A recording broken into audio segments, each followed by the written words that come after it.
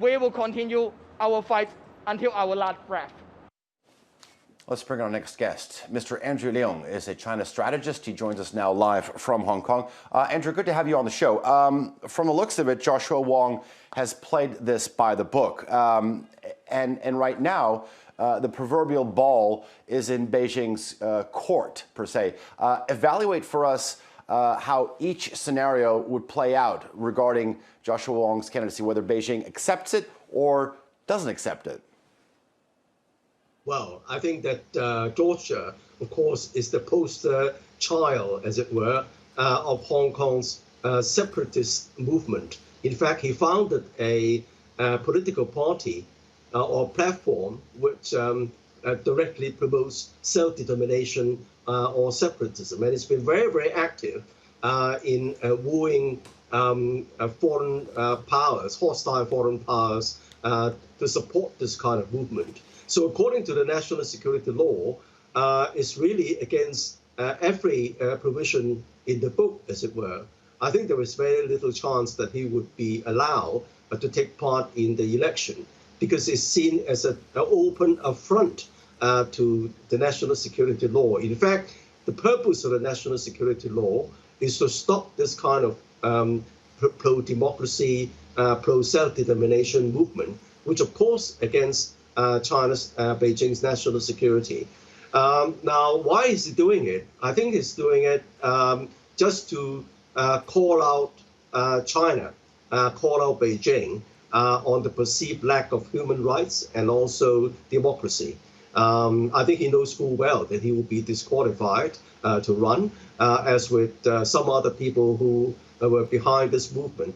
In fact, that Joshua knew it so well that shortly before the enactment of the national security law, he disbanded his party, and he said, "Well, I'm not going to do it anymore." Now, having done so much, and all of a sudden disbanding the party, and now he's running office, I think there's very little chance to be allowed to enter the legislature.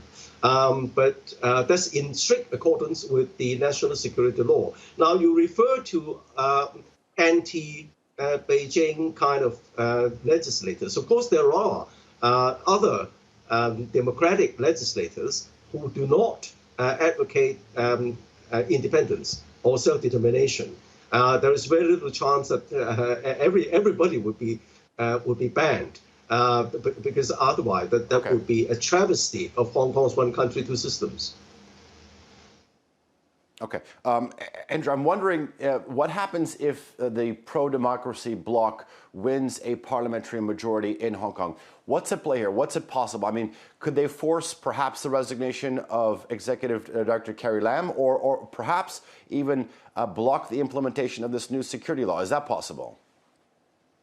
Well, blocking the law is not possible because the law is a national law which is inserted into Hong Kong's constitution, the Hong Kong Basic Law. But blocking the government is a real possibility, and also not blocking the government, but holding the entire government to ransom. And in fact, according to the Basic Law, Hong Kong's constitution, if major policies like the budget speech is vetoed twice in a row without being passed, then the chief executive has to step down, and then Hong Kong would descend into pandemonium. It is precisely because of this that Beijing, in fact, introduced this national security law, because the so-called 10-point plan to seize control of the legislature and to disrupt the government and to hold the entire government to ransom and to threaten Beijing's national security. I think that this plan was already laid in the open months ago, and that's one of the main reasons Beijing introduced this law. So I think that it remains to be seen how this is going to play out, but definitely this is a red line Beijing and the Hong Kong government is trying to avoid. All right. Andrew Leung, thank you very much for joining us here on Chair 2 World. I do appreciate your analysis.